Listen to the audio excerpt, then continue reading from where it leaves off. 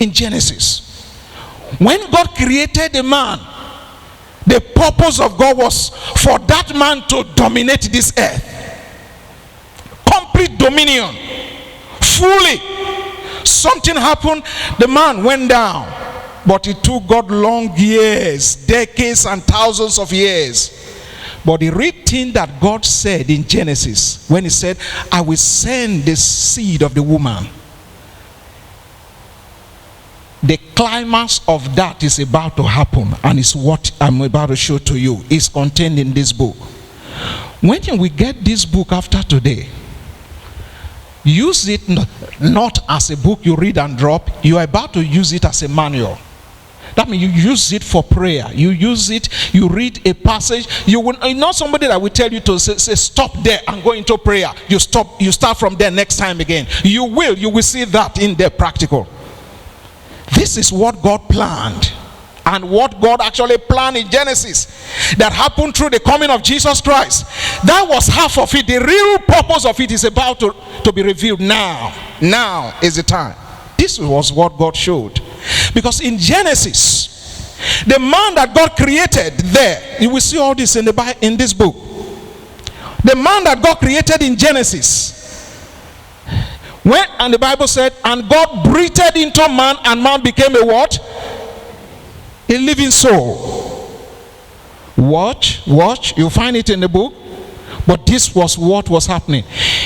That human being was not separate as a body and as a spirit. No, it was all together one. You say, I'm confused? No, this is what it was. Can you remember when Jesus Christ resurrected from the grave? He was a different Jesus Christ that went into grave. When he resurrected, something was different. Is that true or not? This is what was different. Before he went into the grave, he was the seed, the Son of Man. Before he went in, he was body and spirit. But when he came out of the grave, his body and his spirit became one. Adam in the Garden of Eden was one. His body and his spirit was one. Listen very closely what you're going to find in this book, because it's the key that will revolutionize your Christian life completely. Let me show you. That means the same Jesus Christ will come in when the doors are locked. The Spirit of God showed me that in the Garden of Eden, before Adam fell, he could pass through doors and all that and show up anywhere. Body and spirit was the same. Sir, you're hearing what I'm saying, sir? Body and spirit was one. Like Jesus Christ, the disciples are walking on the road and he will appear before them. Adam could do exactly the same thing. Listen very, very closely. There's somewhere you will hit in this book. When this thing is bettered in your spirit, you will turn and change into another man.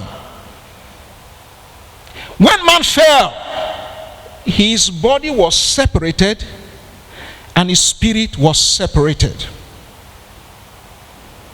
Until the day of rapture, it will remain like that. So when Jesus Christ came, are you with me so far? When Jesus Christ came, he left the body. He didn't save the body.